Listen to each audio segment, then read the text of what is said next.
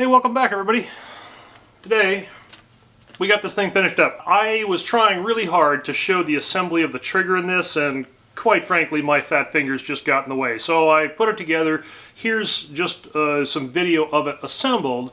So if you happen to be following along and you forgot how it goes together, or just need something to reference, well, here it is. So you can pause the video or reference back to it or whatever you got to do. So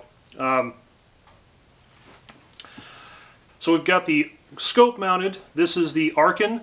This is the SH4 Gen 2 6 to 24 by 50. First impressions, especially at the price point, is I'm liking this for the price point. I was expecting glass, not as clear as this. Now, when I hold it up next to a Tract or Delta or something like that, is it the same? No, it's not. But it's pretty impressive for the price. It's actually very impressive. So, for a budget-minded scope, and I'm all about budget, I try not to spend a lot of money if I don't have to.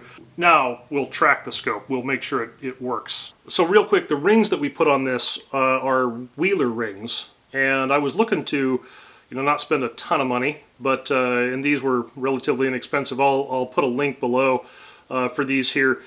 I want to say when I bought these I paid $59, I believe, at the time. I'll have to look at the current price, but they're probably pretty close to that right now. So they have a little anti-cant level on them here, which is kind of a cool little built-in feature. We'll have to see how well that works. I'm not entirely, well, I haven't shot the gun yet, so we'll see if that's handy or not. But regardless, a 34 mil ring, for, well, under 100 by a long shot, not a bad deal, and they seem to be quite well built. So and I do have a lot of Wheeler products, and for the most part they got good stuff. I use quite a bit of their stuff. So anyways, just interesting Wheeler rings. Most 34 mil rings are quite expensive, which baffles me why. It's just a bigger hole. It makes no sense. But it's all together, bedded. I did set the trigger down, got it to just about a pound on this. That's pretty light, but this is the wife's rifle, and all she does is shoot off the bench. So that's fine for her. She doesn't even really hunt, so, well, not deer, so a lot of ducks and pheasants, which, by the way, I took her on a pheasant hunting trip here a couple weeks ago over in just south of Spokane. Kind of a last-minute thing put on by Ducks Unlimited, and so we went over to Double Barrel Ranch. Class act over there. That place is well run. They are release birds, but we had a great time. The guide was fantastic. We got some nice birds, and anyways, enough of that, but we had a good time. So now that this is done, obviously the next step is to start some load development. So here's some components that we're looking at. We're going to start with Peterson brass. That's what we're going to start out with, and this is the small rifle primer brass here. Can't wait to load this up. Which brings me to a real quick thing.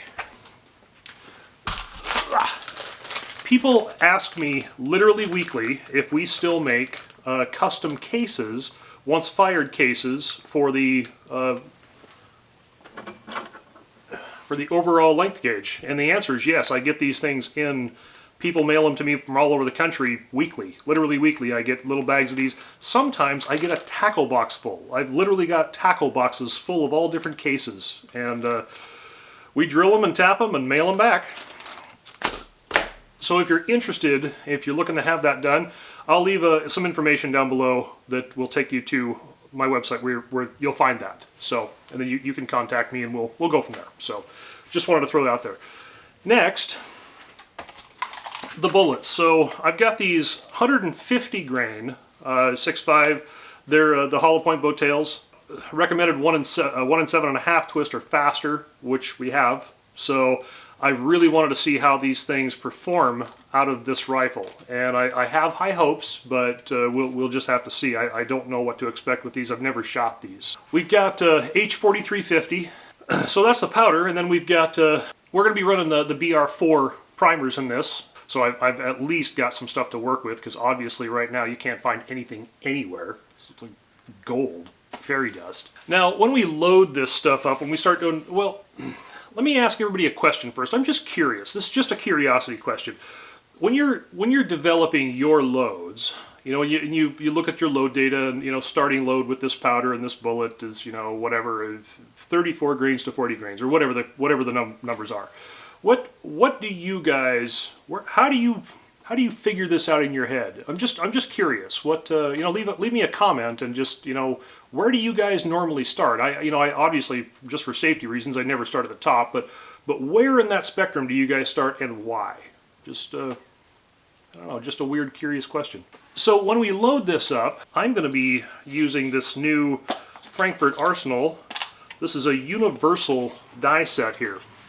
Now these will go from 224 clear up to 338. They've got different stems in here for different shapes of bullets, you know, like VDL type bullets or ELDs or whatever. Micro adjust. Can't wait to put this in the press and start using it. I will link this below too. I can't believe somebody didn't come out with this a long time ago. To me, this just makes an enormous amount of sense. So if you're curious how I mounted the scope, I've got some videos on how I do that.